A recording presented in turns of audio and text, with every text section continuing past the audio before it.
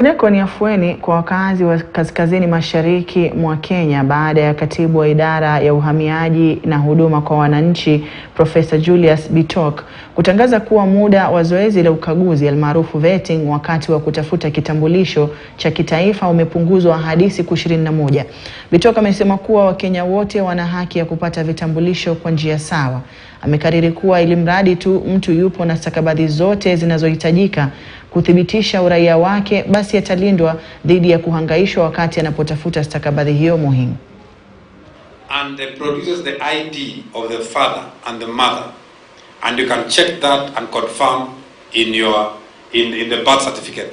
Then you just engage IPRS.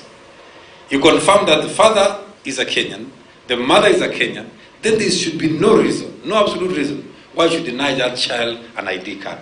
And the larger nation considered some of our communities as aliens, as foreigners, and communities who are discriminated against because we come from far-flung areas and also trans-border communities. ID issuance will be done within 21 days. And we want to implement this in northern Kenya. Within 21 days of the application, every Kenyan should be able to get an ID card.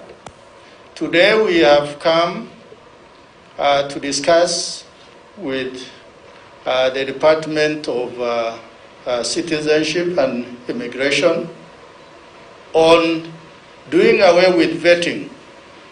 Because one of the reasons why people have been denied those documents for almost now 59 years since independence is because we must go through a vetting process.